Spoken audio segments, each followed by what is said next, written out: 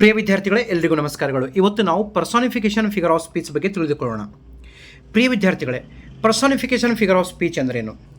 ನಿರ್ಜೀವ ವಸ್ತುಗಳು, ಪಕ್ಷಿಗಳು, ಪ್ರಾಣಿಗಳು, ಗಿಡಮರಗಳು ಮನುಷ್ಯನಂತೆ ಒಂದು ವೇಳೆ ಆ್ಯಕ್ಟ್ ಮಾಡಿದರೆ ಅದಕ್ಕೆ ನಾವು ಪರ್ಸಾನಿಫಿಕೇಷನ್ ಫಿಗರ್ ಆಫ್ ಸ್ಪೀಚ್ ಎಂದು ಕರೆಯುತ್ತೇವೆ. ಪ್ರಿಯ ವಿದ್ಯಾರ್ಥಿಗಳೇ, ಅಂದರೆ ಗಿಡಗಳ ಹತ್ರ, ಬೇರೆ ಜೀವಿಗಳ ಹತ್ರ, ಮನುಷ್ಯನನ್ನು ಹೊರತುಪಡಿಸಿ ಬೇರೆ ಜೀವಿಗಳ ಹತ್ರ ಅಥವಾ ನಿರ್ಜೀವಿಗಳು ಮನುಷ್ಯನ ಹಾಗೆ ಆ್ಯಕ್ಟ್ ಮಾಡಿದರೆ, ವರ್ತಿಸ್ತಿದ್ರೆ ಅದಕ್ಕೆ ನಾವು ಪರ್ಸಾನಿಫಿಕೇಷನ್ ಫಿಗರ್ ಆಫ್ ಸ್ಪೀಚ್ ಎಂದು ಕರೆಯುತ್ತೇವೆ. ಪ್ರಿಯ ವಿದ್ಯಾರ್ಥಿಗಳೇ, ಅಂದರೆ ಮನುಷ್ಯನ ಒಂದು ಕ್ಯಾರೆಕ್ಟರ್ಸ್ಗಳು, ಕ್ವಾಲಿಟೀಸ್ಗಳು ಬೇರೆ ಜೀವಿಗಳ ಹತ್ರ ಮತ್ತು ನಾನ್ ಲಿವಿಂಗ್ ಥಿಂಗ್ಸ್ ಹತ್ರ ಬಂದಿದ್ದರೆ ಆ ಒಂದು ಫಿಗರ್ ಆಫ್ ಸ್ಪೀಚ್ಗೆ ನಾವು ಪರ್ಸಾನಿಫಿಕೇಷನ್ ಫಿಗರ್ ಆಫ್ ಸ್ಪೀಚ್ ಎಂದು ಕರೆಯುತ್ತೇವೆ. ಪ್ರಿಯ ವಿದ್ಯಾರ್ಥಿಗಳೇ, ಈಗ ಕೆಲವೊಂದು ಎಕ್ಸಾಂಪಲ್ಗಳನ್ನು ತಿಳಿದುಕೊಳ್ಳೋಣ.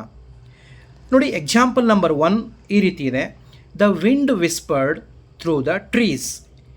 ಇಲ್ಲೇನಾಗ್ತಾ ಇದೆ ಅಂದರೆ, ಗಾಳಿ ಕಿವಿಯಲ್ಲಿ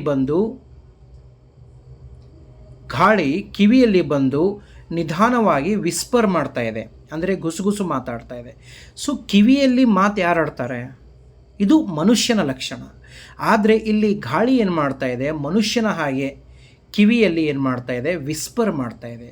ಸೊ ಅಂದರೆ ಇಲ್ಲಿ ಗಾಳಿ ಏನಾಗಿದೆ, ಗಾಳಿಯ ಹತ್ರ ಮನುಷ್ಯನ ಒಂದು ಕ್ವಾಲಿಟಿ ಬಂದಿದೆ. ಸೊ ಹೀಗಾಗಿ ವಿಂಡ್ ವಿಸ್ಪರ್ಡ್ ಏನಾಗಿದೆ, ಪರ್ಸಾನಿಫಿಕೇಷನ್ ಫಿಗರ್ ಆಫ್ ಸ್ಪೀಚ್ ಆಗಿದೆ. ಪ್ರಿಯ ವಿದ್ಯಾರ್ಥಿಗಳೇ, ನೆಕ್ಸ್ಟ್ ಎಕ್ಸಾಂಪಲ್ ನೋಡೋಣ. The sun smiled at us. ಎಂದಾದರೂ ಸೂರ್ಯ ಸ್ಮೈಲ್ ಕೊಡೋಕ್ಕೆ ಸಾಧ್ಯನಾ? ಆದರೆ ಇಲ್ಲಿ ಸೂರ್ಯ ಏನು ಮಾಡ್ತಾ ಇದ್ದಾನೆ, ಸ್ಮೈಲ್ ಕೊಡ್ತಾ ಇದ್ದಾನೆ. ಸ್ಮೈಲ್ ಕೊಡೋದು ಮನುಷ್ಯನ ಲಕ್ಷಣ. ಪ್ರಿಯ ವಿದ್ಯಾರ್ಥಿಗಳೇ, ಆದರೆ ಇಲ್ಲಿ ಸೂರ್ಯ ಸ್ಮೈಲ್ ಕೊಡ್ತಾ ಇದ್ದೇನೆ ಅಂತಂದರೆ ಸೂರ್ಯನ ಹತ್ರ ಪರ್ಸನ್ ಅಂದರೆ ವ್ಯಕ್ತಿಯ ಒಂದು ಕ್ವಾಲಿಟೀಸ್ ಬಂದಿದೆ. ಸೊ ಹೀಗಾಗಿ ಸನ್ ಸ್ಮೈಲ್ಡ್ ಎನ್ನುವುದು ಏನಾಗಿದೆ, ಪರ್ಸಾನಿಫಿಕೇಷನ್ ಫಿಗರ್ ಆಫ್ ಸ್ಪೀಚ್ ಆಗಿದೆ. ವಿದ್ಯಾರ್ಥಿಗಳೇ, ಎಕ್ಸಾಂಪಲ್ ನಂಬರ್ 3 ನೋಡೋಣ. Opportunity knocked at the door. ಅಂದರೆ ಇಲ್ಲಿ ಅಪಾರ್ಚುನಿಟಿಯನ್ನು ನಾವು ವ್ಯಕ್ತಿಯ ಥರ ನೋಡ್ತಾ ಇದ್ದೇವೆ, ಅಂದರೆ ಅಪಾರ್ಚುನಿಟಿಯನ್ನು ನಾವು ಮನುಷ್ಯನ ಥರ ಟ್ರೀಟ್ ಮಾಡ್ತಾ ಇದ್ದೇವೆ. ಅಪಾರ್ಚುನಿಟಿ ಏನು ಮಾಡ್ತಂತಂದರೆ ಬಾಗಿಲನ್ನು ತಟ್ಟಿತು. ಅಪಾರ್ಚುನಿಟಿ ಏನು ಮಾಡ್ತು, ನಮ್ಮ ಬಾಗಿಲನ್ನು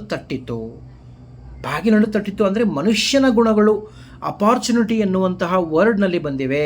ಹೀಗಾಗಿ ಅಪಾರ್ಚುನಿಟಿ ನಾಕ್ಡ್ ಏನಾಗಿದೆ, ಪರ್ಸಾನಿಫಿಕೇಷನ್ ಫಿಗರ್ ಆಫ್ ಸ್ಪೀಚ್ ಆಗಿದೆ. ಪ್ರಿಯ ವಿದ್ಯಾರ್ಥಿಗಳೇ, ನೆಕ್ಸ್ಟ್ ಎಕ್ಸಾಂಪಲ್ ನೋಡೋಣ. The flowers dance. ಹೂಗಳು ಡ್ಯಾನ್ಸ್ ಮಾಡಿದವು. ಡ್ಯಾನ್ಸ್ ಯಾರು ಮಾಡ್ತಾರೆ? ಡ್ಯಾನ್ಸ್ ಮಾಡುವಂತಹ ಒಂದು ಕ್ವಾಲಿಟಿ ಹ್ಯೂಮನ್ ಹತ್ರ ಇದೆ. ಆದರೆ ಇಲ್ಲಿ ನಾನು ಏನಂತ ಇದ್ದೇನೆ, ಫ್ಲವರ್ಸ್ಗಳು ಡ್ಯಾನ್ಸ್ ಮಾಡ್ತಾ ಇವೆ. ಅಂದರೆ ಫ್ಲವರ್ಸ್ ಹತ್ರ ಹ್ಯೂಮನ್ ನೇಚರ್, ಹ್ಯೂಮನ್ ಕ್ಯಾರೆಕ್ಟರ್.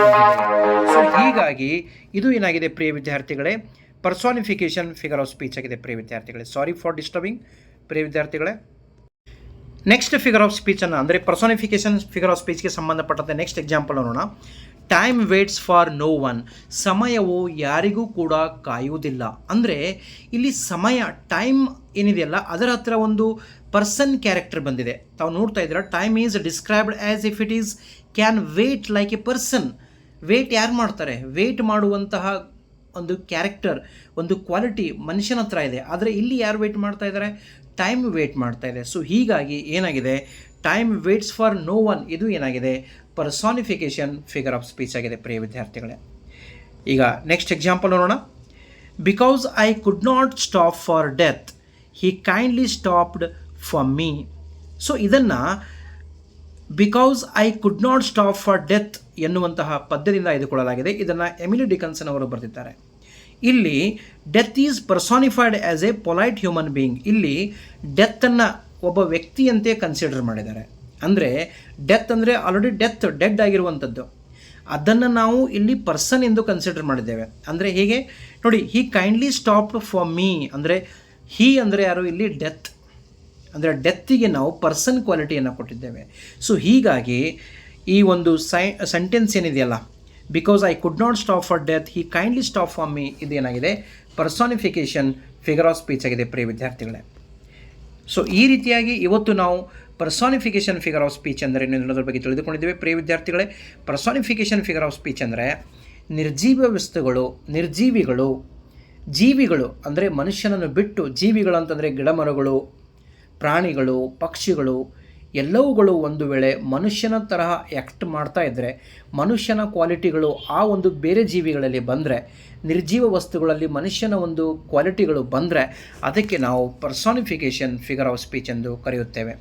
ಪ್ರಿಯ ವಿದ್ಯಾರ್ಥಿಗಳೇ, ದಯವಿಟ್ಟು ಒಂದು ವೇಳೆ ನನ್ನ ವಿಡಿಯೋ ತಮಗೆ ಇಷ್ಟ ಆದರೆ ದಯವಿಟ್ಟು ಲೈಕ್ ಆಪ್ಷನ್ ಮೇಲೆ ಕ್ಲಿಕ್ಕನ್ನು ಮಾಡಿ. And I request every one, please subscribe my YouTube channel and hit on the bell icon so that you never miss an update. Thank you one and all.